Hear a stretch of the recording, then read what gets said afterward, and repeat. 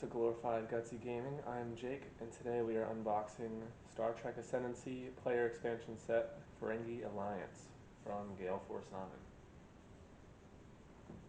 A Ferengi without profit is no Ferengi at all. Everything you need to add the Ferengi and another player to your games of Star Trek Ascendancy. Discover new star systems, encounter new exploration cards, plus more space lanes and resource nodes. Greed is eternal. Contains another command console, 10 system disks, 27 space lanes, 3 fleet cards, 3 fleet markers, 30 plastic ships, 10 control nodes, 1 reference card, 10 exploration cards, 3 trade agreements, 15 advancement cards, 19 resource nodes, 76 tokens. Adds an hour, adds a player. Ages 14 up.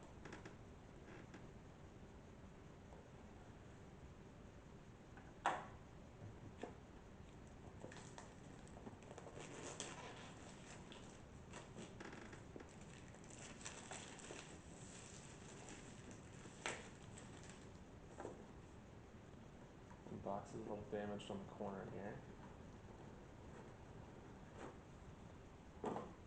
We've got our rule book.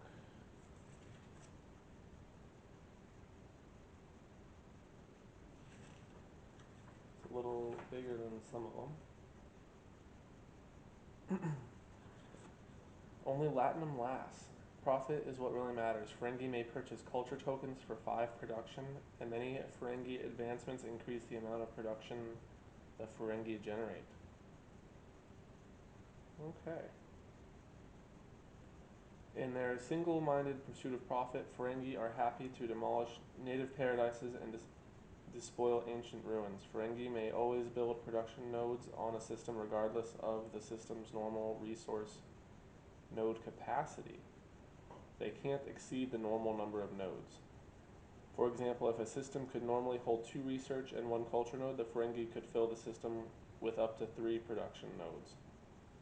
So they can do a lot of production. Profit over profundity. The Ferengi penchant for profit means they don't spend a lot of time building up great cultural institutions. Ferengi may not ever build culture nodes. Their starting culture node on Ferenginar may be their only one unless they take control of more via invasion or hegemony. However, other species find the Ferengi extremely off-putting, making hegemony difficult. Ferengi don't add their ascendancy when making hegemony attempts. They can still attempt hegemony, but it is much more difficult without the addition of their current ascendancy.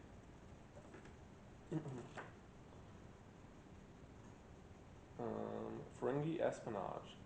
The Ferengi espionage advancements exhaust certain types of cards.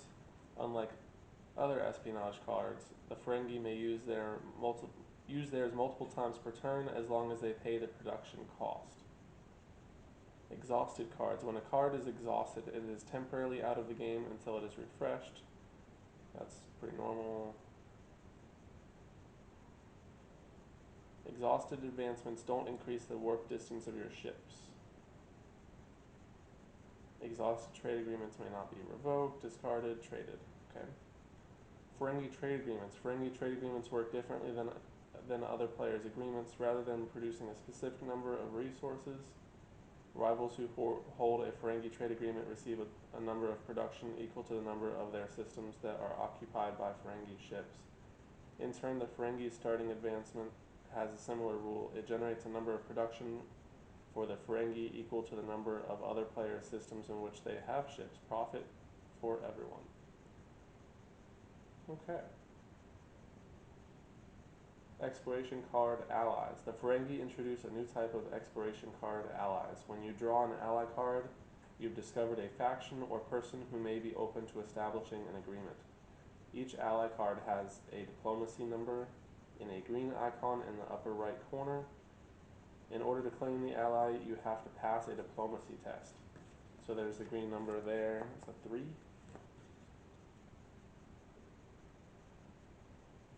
So I'm not sure what that means. Diplomacy test. To make a diplomacy test, roll a die and add your ascendancy. If the total is higher than the ally's diplomacy number, you pass the test and can claim the ally card. So that sounds like a hegemony roll. If you pass the diplomacy test, set the ally card in front of you. Ally cards either count as trade agreements or have a special rule you can use. If you fail the diplomacy test, place the ally card on the bottom of the exploration deck, not the discard pile. Don't reshuffle, just place the ally on the bottom of the exploration deck. Writ of Accountability is a new crisis card that goes back into the exploration deck after it is resolved. Instead of going into the discard pile after resolving the writ, do not shuffle the discard pile back into the deck. Only shuffle the Writ of Accountability back into the exploration deck. Doing so will also shuffle any unclaimed ally cards that are on the bottom of the deck. Both the crisis cards require a diplomacy test when drawn, as shown in the upper right-hand corner of the cards. New phenomenons. This expansion includes two phenomenon, both of which have special rules. Each disc's rules state how ships are affected. These special rules are in addition to all normal rules for phenomenons. Okay.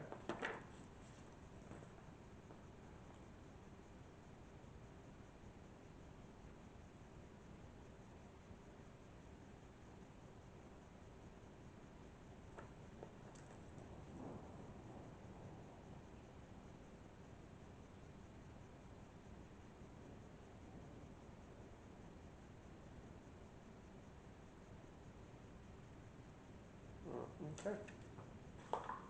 Alright, we've got our command console. So that goes over what I just went and said. There's not even a section for production on the bottom here.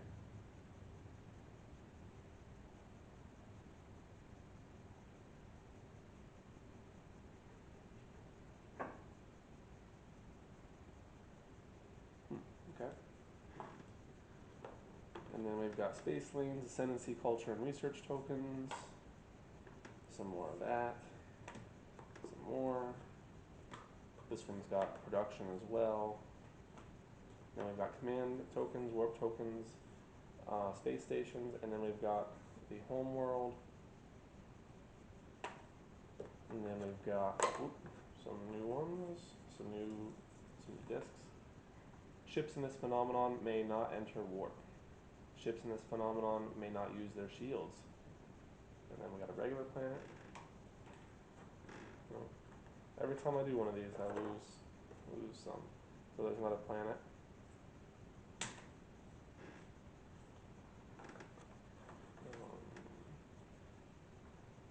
Another planet. We've got an asteroid field.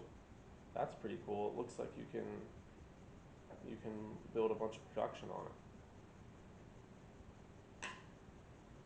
Then this is kind of like two planets. Interesting. And then we've got two that fell out.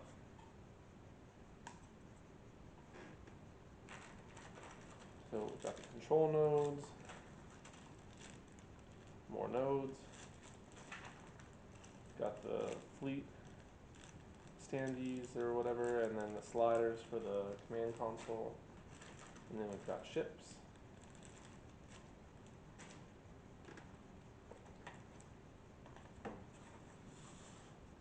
And then we've got our reminder card and the fleet cards, which I'm going to pull out.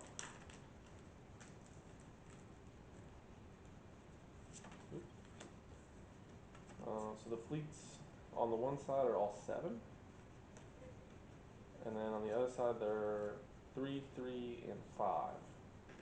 On 1, this fleet may end its movement in a system containing rival ships regardless of trade status.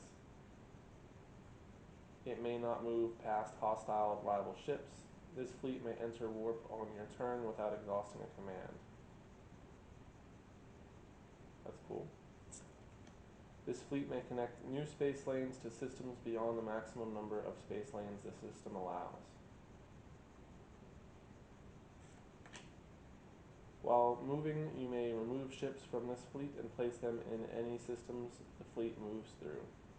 If this fleet drops below 3 ships while moving, it disbands after moving. Nice. Pretty good. And then got trade agreements.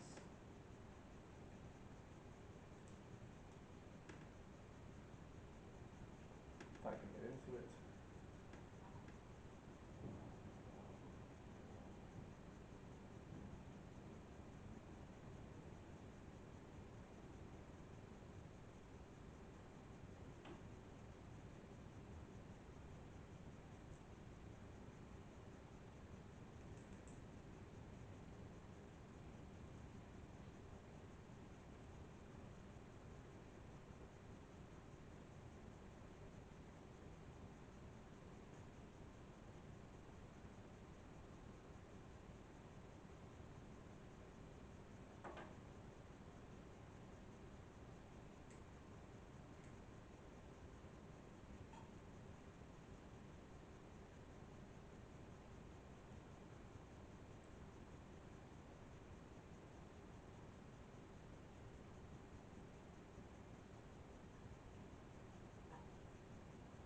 It's an open list no matter what I do.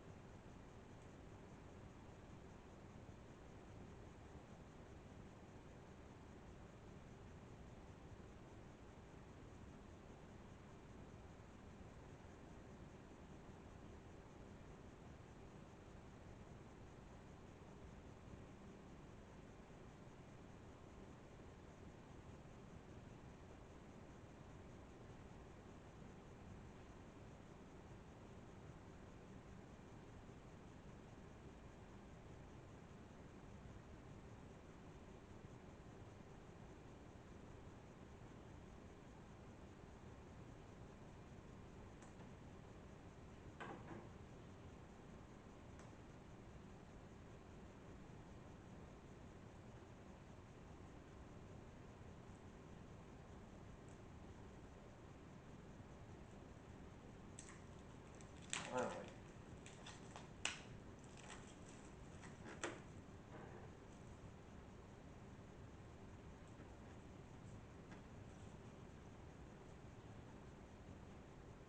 Oh, we've got the ally cards that they talked about in here, and then a couple of the other ones, and the trade agreements.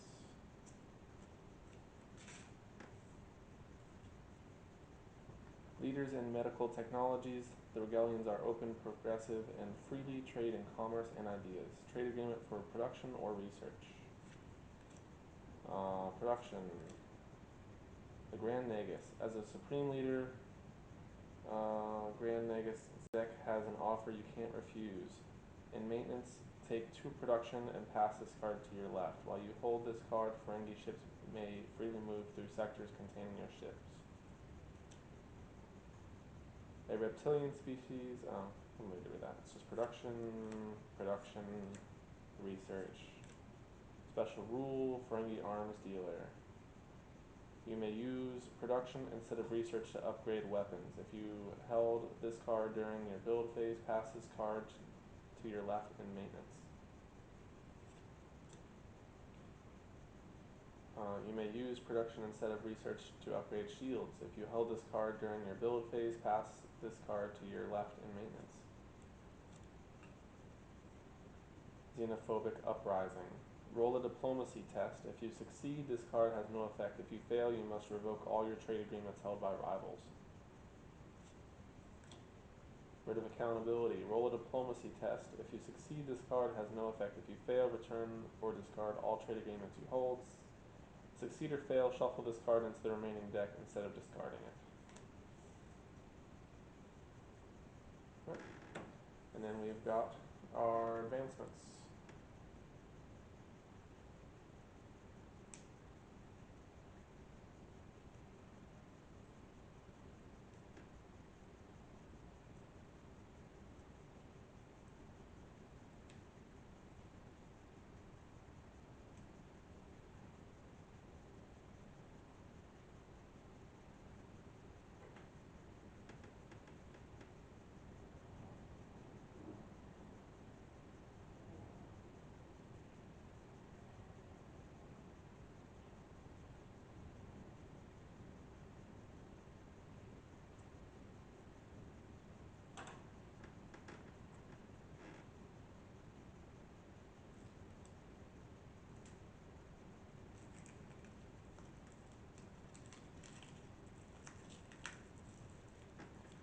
Alright, finally done here. Starting advancement. During resource generation, gain 1 production for each rival controlled system with Ferengi ships in orbit. Your system's hegemony resistance is increased by 1. When 4 or more of your ships are destroyed in a space battle or an invasion, take 2 production. Every time any rival holding a Ferengi trade agreement fights in a space battle, take 1 production. Every time a rival receives any trade agreements, take 1 production. You may pay the culture costs of hegemony and colonization by paying 2 production per culture. Each time you complete an advancement project, take 2 production.